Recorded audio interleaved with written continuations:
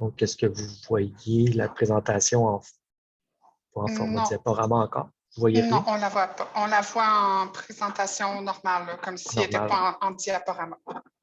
Bon, je vais... Là, ça devrait être Et correct. voilà. Oui. Ah, je vois qu'il y a des gens qui arrivent encore. Oui.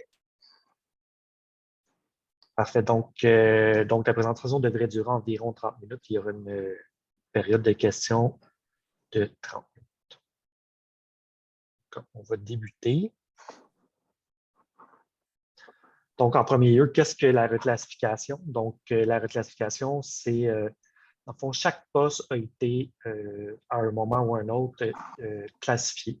Donc, normalement, c'est à partir des tâches qui sont attribuées au poste, on détermine quel type d'emploi est applicable pour ce poste-là. Je vois pas mes notes. Okay, désolé. Donc, il peut arriver que dans le temps, les tâches du poste ont changé et ça fait en sorte que finalement, ce n'est plus le bon type d'emploi qui est attribué à ce poste-là.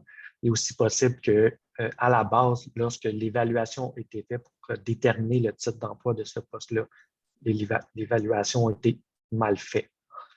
Donc, finalement, la reclassification, c'est le processus par lequel on peut modifier le type d'emploi d'un poste pour s'assurer que c'est le bon type d'emploi qui correspond au poste en fonction des tâches et des exigences académiques là, pour certains types d'emplois. Quand on tombe dans les types d'emplois de techniciens ou de professionnels, il y a des exigences académiques qui s'ajoutent, qu'il faut avoir pour pouvoir obtenir ces types d'emplois-là.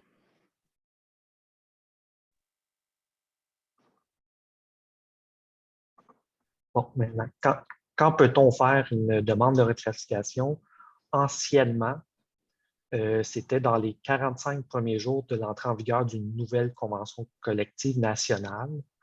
Des fois, on avait des conventions collectives qui duraient 5 ans, là, donc 45 jours sur 5 ans, c'est très, très court comme délai là, pour faire ces demandes-là. Heureusement, là, depuis la nouvelle convention collective, la convention 2020-2023, on a obtenu que ces demandes-là puissent être faites à tout moment. Donc, c'est quand même un gain qu'on a obtenu, là. Ça permet qu'on n'ait pas à attendre un long délai avant de pouvoir faire une demande.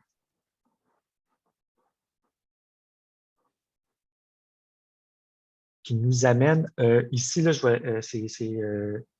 c'est des notions qui sont vraiment extrêmement importantes à retenir, là. Je vais mettre l'accent sur ces notions-là.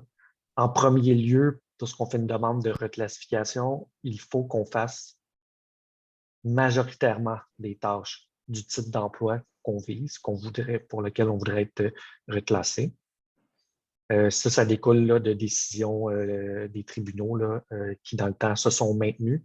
Donc, il faut vraiment effectuer là, majoritairement des tâches. Dans le cas là, qui nous occupe aujourd'hui, on est avec des A2 qui voudraient peut-être être reclassés A1, mais il faut faire plus de 50% du temps des tâches de A1 pour pouvoir demander une reclassification. Donc, c'est un point très important. Un autre des points importants, c'est que c'est la nature des tâches qui détermine le type d'emploi d'un poste. C'est-à-dire qu'il faut évaluer, donc on va voir après, là, je vais vous donner les libellés là, de la convention collective des différents types d'emplois. Et donc, il faut faire le lien entre la tâche et est-ce qu'elle appartient selon le libellé de la convention collective. Est-ce que cette tâche-là appartient à tel type d'emploi ou à tel titre d'emploi? Il ne faut pas se fier au fait que cette tâche-là, on voit, ça se peut que dans votre quotidien, vous voyez, je vois une technicienne dans l'administration qui fait cette tâche-là. Donc, c'est une tâche de technicienne. Il faut vraiment faire le lien entre la tâche et ce qui est indiqué dans le libellé de la convention collective. Il est très fréquent qu'on a une technicienne d'administration qui, dans ses tâches, peut avoir certaines de ses tâches qui, dans les faits, sont des tâches d'un type d'emploi qui pourrait être un A3, un A2 ou un A1. L'important, c'est que cette personne-là fasse majoritairement des tâches de technicienne. Donc, il faut vraiment analyser chacune des tâches en fonction du libellé. Aussi, un autre élément important, c'est la quantité de travail, même si on a une lourdeur de travail, ça ne vient pas influencer quel type d'emploi est applicable. Ça, c'est un autre. La lourdeur de travail, c'est un autre enjeu. je vous ramène, c'est vraiment les tâches que vous faites qui comptent et non la quantité de tâches. Ça n'a pas d'incidence sur le type d'emploi, la quantité de tâches que vous faites. Bon, comme je disais, c'est ça, il faut faire le lien entre la tâche et le titre d'emploi selon ce qui est inscrit. Quand je dis ici, c'est écrit nomenclature, là, la nomenclature, c'est l'ensemble des descriptions des différents types d'emplois qui existent dans la convention collective. C'est le terme qui est utilisé.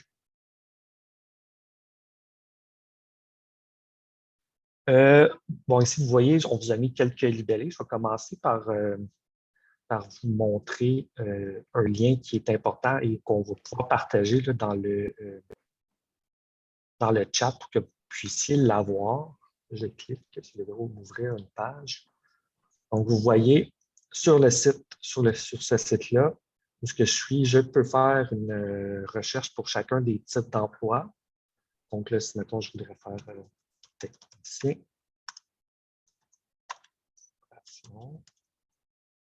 Et là, je fais une recherche, vous voyez, ça me donne les titres. Et là, si je clique dessus, vous allez voir que j'ai le titre d'emploi. Ça l'indique ici dans quelle catégorie d'employés ce type d'emploi appartient. Évidemment, dans notre cas, c'est dans la catégorie 3. Vous avez le libellé, donc ce qui décrit en gros les tâches que cette personne-là peut avoir à faire. Et dans le cas qu'il y a des diplômes nécessaires, c'est indiqué aussi. Là, vous voyez dans ce cas-là qu'il y a un DEC qui est obligatoire, un DEC ou un ARC qui est obligatoire là, pour obtenir ce type d'emploi-là. Et plus bas, vous avez l'échelle salariale. Donc, ça peut être pratique. Là, je vous les montre ici, là, mais si vous voulez y avoir accès, ça peut être pratique si vous voulez pouvoir consulter, savoir c'est quoi les descriptions des différents types d'emplois. Je vais juste fermer la page. On revient. Donc, un des enjeux qu'on a là, dans notre catégorie entre les différents types d'emplois, c'est qu'il y a beaucoup, c'est difficile, même pour des personnes qui sont au syndicat, c'est difficile de faire la distinction entre un et l'autre. C'est pas comme, je prends l'exemple de préposé à l'entretien ménager, si on vous demande de changer des couches, bien, on le sait. Changer des couches, c'est une tâche qui appartient au préposé aux bénéficiaires. Ce n'est pas une tâche de personne de l'entretien ménager. Je pense qu'il y a un micro d'ouvert. Là. OK, merci. Donc, je disais, c'est ça. Donc, c'est clair. Tandis que nous, quand on lit les libellés des différents types d'emplois, c'est beaucoup moins tranché. C'est beaucoup moins tranché au couteau. Donc, ce n'est pas tout le temps évident de déterminer, malheureusement. Il y a des tâches que oui, que c'est évident, on sait que ça fait partie de tel type d'emploi. Il y a d'autres tâches que c'est beaucoup plus nébuleux. Vous allez voir là, pourquoi. Là, il y a des termes utilisés qui sont sujets à interprétation dans les libellés. Donc, je vous ai mis, il y en a quelques-uns qui sont en gras. Donc, vous voyez qu'en premier, ça dit assurer des attributions relatives à la comptabilité ou à l'approvisionnement nécessitant des connaissances approfondies. Qu'est-ce que ça veut dire, des connaissances approfondies? C'est vague comme terme. Vous voyez, après, ça dit elle a accompli des travaux. Oups, j'ai cliqué sur l'écran, désolé. Elle a accompli des travaux administratifs complexes. Encore une fois, qu'est-ce que ça veut dire complexe? Par contre, on énumère quand même certaines tâches plus précises, la compilation de données, la production de rapports, des analyses, des calculs complexes. Ici, vous voyez qu'on a des tâches quand même un peu plus concrètes qu'on peut plus facilement évaluer.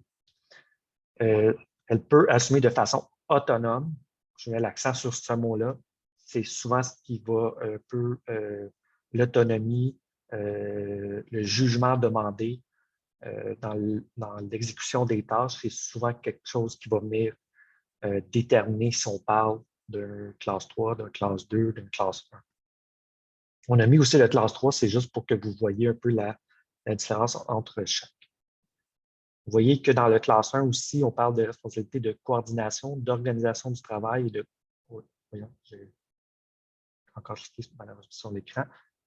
Et de contrôle qualitatif de travaux à caractère administratif. Donc, ça, c'est des tâches déjà un peu plus concrètes qu'on est capable d'évaluer également. Vous voyez, on va arriver à classe 2. On parle ici d'une personne qui assiste un ou des professionnels ou une équipe de travail. Donc, c'est souvent une personne qui est dans un service, mais elle n'est pas en relation avec les patients, mais bien en relation avec les autres employés et elle leur apporte un support administratif. Versus les AA3 qui vont plus souvent être en service direct aux patients, c'est-à-dire dans des réceptions, par téléphone, etc. Donc, ça, c'est plus fréquent pour les A3, ce genre de tâches. Ça dit également, vous voyez ici, là, plus bas, ça dit accomplir un ensemble de travaux administratifs ou de gestion selon des méthodes et des procédures complexes établies qu'elle peut modifier selon les besoins. Encore là, on est dans une procédure complexe établie. On pourrait avoir, je ne sais pas, tantôt on était environ 25-30, on est ici, on pourrait avoir chacun une définition distincte de ce que ça voudrait dire. Malheureusement, c'est comme je vous dis qu'il y a les nuances entre les deux, entre les différents types d'emplois sont difficiles des fois à déterminer. Par contre, je mets l'accent, ça dit quand même des complexités qu'elle peut modifier selon les besoins. Donc, il y a quand même, vous voyez encore ici, il y a quand même un certain jugement qui peut être demandé dans l'application d'une procédure. Si on arrive aux classes 3, on parle de personnes qui accomplissent une variété de travaux administratifs modérément compliqués. Encore là, modérément compliqué, on peut s'obstiner sur qu'est-ce que ça veut dire, mais selon des directives précises, des méthodes et des procédures établies. Donc ici, vous voyez, la personne, elle n'a pas à les modifier, donc elle applique des procédures à la lettre, le jugement est moins nécessaire. Et aussi, elle exerce des attributions relatives à l'inscription ou l'admission des usagers. Ici, on parle quand même de tâches plus concrètes qui sont faciles à déterminer. Donc, évidemment, on revient à la personne qui fait de l'accueil, de la réception, qui donne des rendez-vous, etc. Mais c'est relatif à l'inscription ou l'admission des usagers ainsi qu'au traitement des données. Vous allez voir plus tard, on va vous donner là, pour les types d'emploi des exemples de tâches qui peuvent être données. Ça ne sera pas exhaustif parce qu'il y en a énormément des tâches, là, mais on va quand même essayer de donner quelques exemples pour vous aider si jamais vous voulez faire une demande de reclassification. Vous voyez, si vous postulez sur des postes, vous voyez sûrement lors des affichages que pour chaque classe de AA, il y a toujours le volet administration et secrétariat. Les tâches peuvent différer. Par contre, pour la même classe, ça va être même salaire. C'est un peu interchangeable comme type d'emploi. C'est les mêmes échelles. Donc, un A2 administration et un A2 secrétariat là, ont la même échelle salariale. Si tu me permets juste d'intervenir, il y a une question. Bien sûr. En fait, pas une question. On n'a pas de page, en fait, de diapo concernant la différence entre les deux. Parce qu'il y a quelqu'un qui posait la question. Par contre, je vais vous donner le lien pour la nomenclature. Vous allez pouvoir aller les voir par vous-même et les consulter. Étant donné que, on a juste une demi-heure, on a vraiment regardé ça sur les titres d'emploi qu'on avait le plus grand nombre, mais n'hésitez pas à nous appeler là, si vous avez besoin des informations plus spécifiques pour secrétariat, si tel est le cas. Parfait. Merci parce que moi, je ne vois pas le chat vu que je suis en mode présentation. Donc, comment les différencier? Donc, pour la classe 1, donc, vous voyez, là, effectuer des tâches, on parle de tâches complexes, on parle d'avoir de l'autonomie, de la capacité d'analyse, il peut y avoir de la coordination, le contrôle qualitatif du travail, il peut y avoir de la planification. On vous donne des exemples de tâches, donc compilation de données, produire des rapports et des analyses, calculer des données complexes, créer et préparer des lettres et des documents, être responsable de l'organisation matérielle, informationnelle des réunions, convocation des participants, il peut être appelé à participer et rédiger un procès verbal. Donc, évidemment, chaque poste est unique. Là. Vous n'avez pas besoin de faire l'ensemble de ces tâches-là pour être considéré classe 1. Il faut que la majorité de vos tâches soient dans ce type de tâches-là.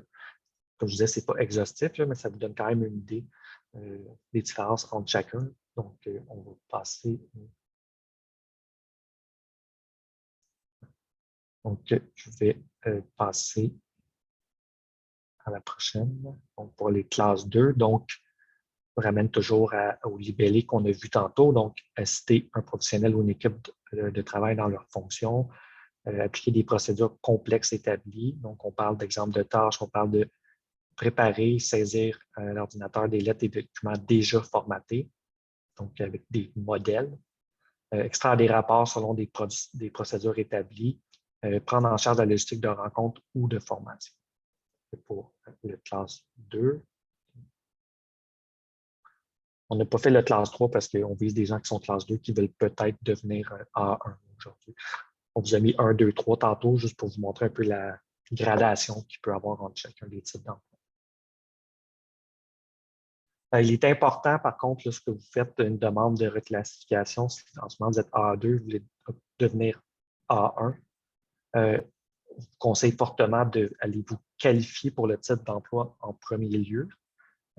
Si ce n'est pas déjà fait, donc des fois les tests ne sont pas les mêmes là, pour chacun des types d'emploi. Je crois que pour les A1, il y a le Excel niveau 2 qui est à faire.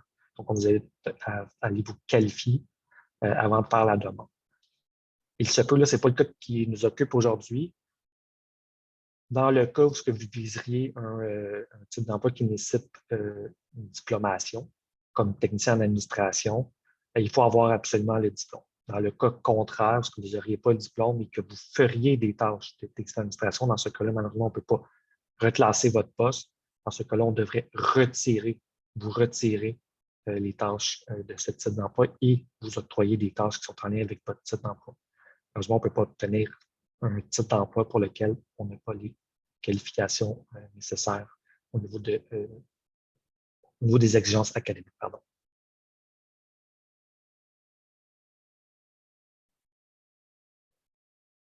Donc, comment faire une demande? Donc, l'employeur a créé un formulaire à remplir qu'on va pouvoir vous partager là, le lien également. Dans ce formulaire, il y a une série de questions. Il y a plusieurs questions qui, à notre avis, ne sont pas particulièrement importantes ou pertinentes, dont il demande des questions, est-ce que vos tâches ont changé? Pour nous, que vos tâches aient changé ou non, ça ne change rien parce que l'évaluation se fait en fonction de est-ce que vos tâches, selon les libellés prévus à la nomenclature, sont de tel ou tel autre type d'emploi. Donc, que vos tâches aient changé ou non, ça ne change rien. L'évaluation se fait comme ça pour nous. Par contre, il y a une section dans laquelle il demande d'indiquer les tâches que vous faites d'un autre titre d'emploi. Dans ce cas-là, c'est peut-être la partie qui est la plus névralgique à remplir. En premier lieu, on va vous donner des exemples. On va vous montrer quelques exemples par la suite. On vous invite à utiliser beaucoup des verbes d'action quand vous remplissez ce formulaire-là. Je vous donne des exemples. Coordonner, gérer, remplir, assurer, planifier, calculer, copier, saisir. Ce genre de verbes-là qui sont importants. Et d'être précis, mais pas trop. Dans le sens que si vous dites je crois.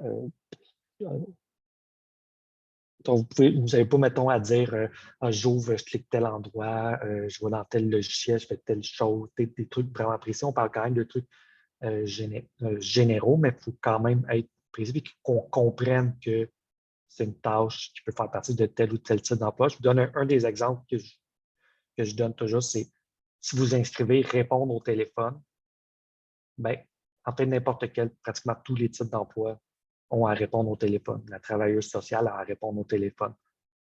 L'agente administrative a à répondre au téléphone.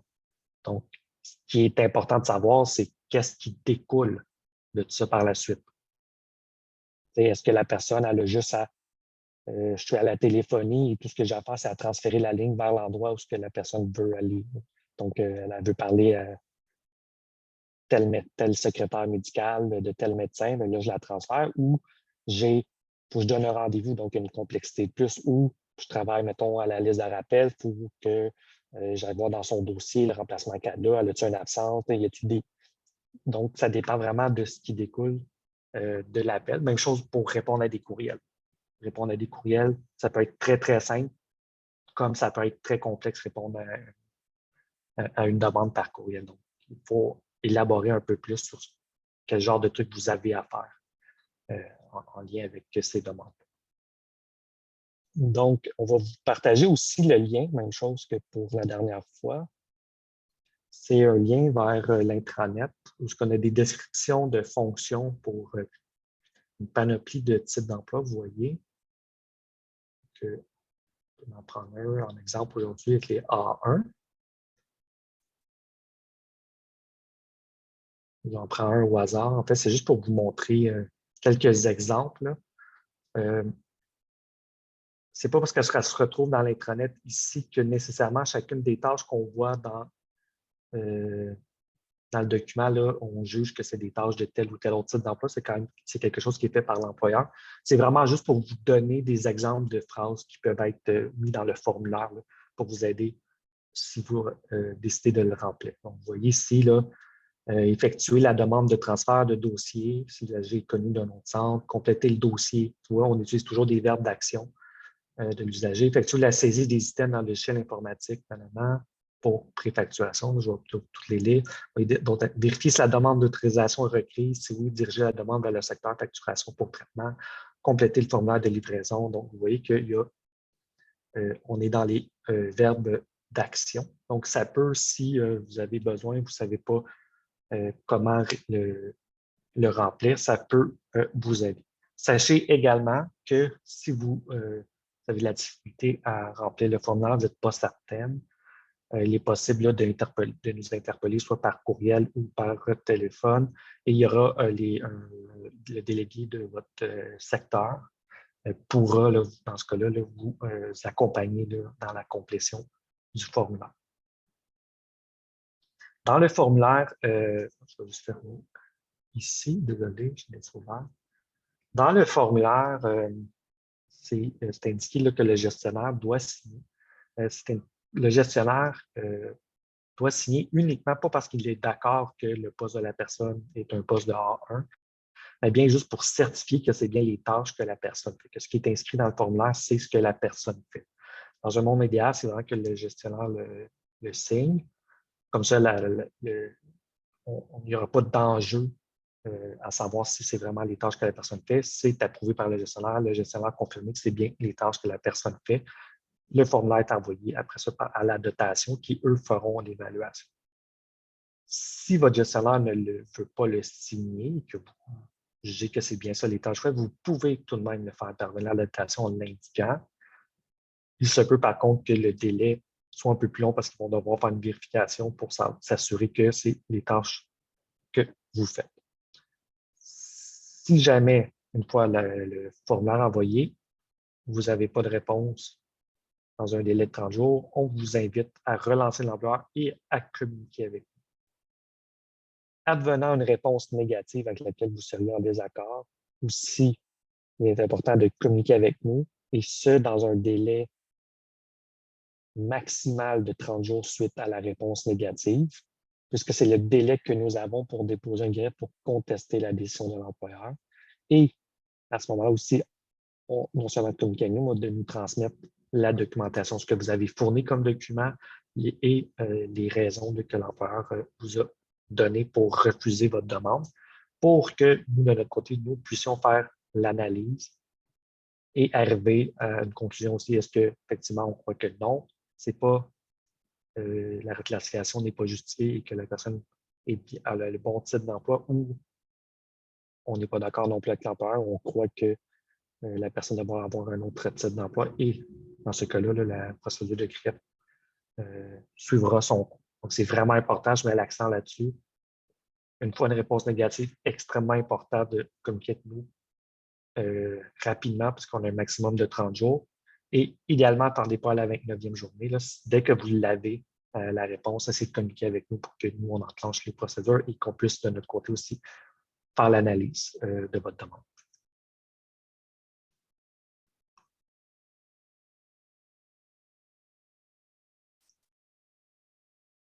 Donc, juste avant qu'on passe à la période de questions, à chaque rendez-vous syndical, on fait toujours un petit topo sur certaines actualités syndicales.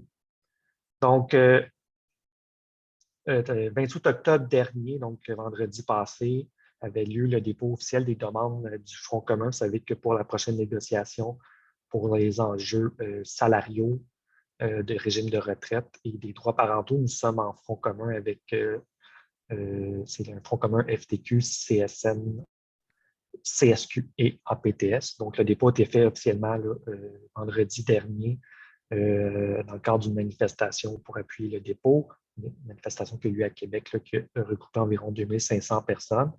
Donc, la négo est lancée. Donc, vous allez en entendre parler là, dans les prochaines semaines, prochains mois, puisque la convention collective vient à échéance le 31 mars prochain.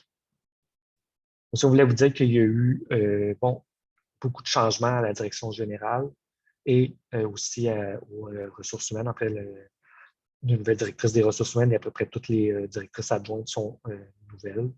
On a eu des premières rencontres où le ton, on pourrait dire le ton, a changé et semble être positif. Est-ce que l'action va suivre? Ça, c'est le côté qu'on attend. Pour le moment, il n'y a pas eu beaucoup de changements concrets. Mais on s'attend à ce qu'il y ait du changement concret de la part de l'employeur et non seulement des paroles. Donc, on espère qu'on pourra avoir un changement là, dans le traitement des différents dossiers qu'on apporte auprès de la direction en temps général que de la direction des ressources humaines. Aussi, on parle en septembre, il y a eu une tournée d'une semaine là, sur différents sites. La campagne unie pour sortir de l'ombre, ce qui est la campagne pour le personnel administratif. On a fait de la distribution d'un T-shirt. Juste vous dire que les sites qui n'avaient pas été faits à ce moment-là, pendant cette semaine-là, c'est surtout les sites, les plus gros sites qui avaient été faits, les plus petits sites seront faits. Il y en a eu plusieurs qui ont été faits d'ailleurs aujourd'hui. Donc, tout au courant de l'automne, là, ça va continuer là, cette tournée-là. Vous allez voir les gens faire la tournée des sites, même les sites où seulement quelques personnes aussi seront faits. Là. Donc, d'ici Noël, normalement, on devrait avoir fait le tour de l'ensemble des sites. Évidemment, on vous invite, le T-shirt, il est distribué dans le but que vous le portiez. Aussi, je vous invite, quand vous avez des rencontres Teams, là, vous l'avez peut-être vu, là, je suis en mode présentation, mais au début, on peut changer. On a un fond aussi pour la campagne, qui s'appelle pour la campagne unie pour sortir de l'ombre que vous pouvez mettre en arrière-plan là, lors de vos rencontres. On vous invite à le mettre. On pourra aussi également vous le partager. Et finalement, dernier point d'actualité, on avait un litige là, sur l'application d'une règle, la convention collective. On parle dans le cas de personnes qui se font appeler pour du temps supplémentaire à la dernière minute et qui ne se retrouvent pas, qui ne sont pas sur place, donc qui ne sont pas à l'établissement. Notre interprétation était à l'effet que dans des cas, je vous donne un exemple, je travaille du lundi au vendredi et le samedi matin, on m'appelle pour aller faire un remplacement en temps supplémentaire au CLSC Plateau Mont-Royal, par exemple. Notre interprétation de la convention collective, c'est que dans ce cas-là, l'employeur doit payer une indemnité de transport équivalent à 1 heure de salaire à taux simple. N'a pas eu besoin là, d'aller devant les tribunaux pour le faire appliquer. L'employeur a fini par nous donner raison et la liste de rappel devrait recevoir là, comme indication que dorénavant, là, dans ces cas-là, il faudra payer 1 heure à taux simple en indemnité de transport aux personnes. Donc, c'est un petit gain. C'est pas énormément grand. C'est pas grand-chose qu'on va dire, mais c'est un petit gain. Donc, on voulait quand même là, vous en faire part. Si jamais ça vous arrive et qu'on ne vous la paye pas, c'est très important de nous interpeller là, pour qu'on puisse faire les interventions nécessaires. Donc, j'ai été plus rapide qu'hier, donc 29 minutes quand même. Donc, ce qui nous amènerait à la période des questions. Je sais que vous allez peut-être avoir des questions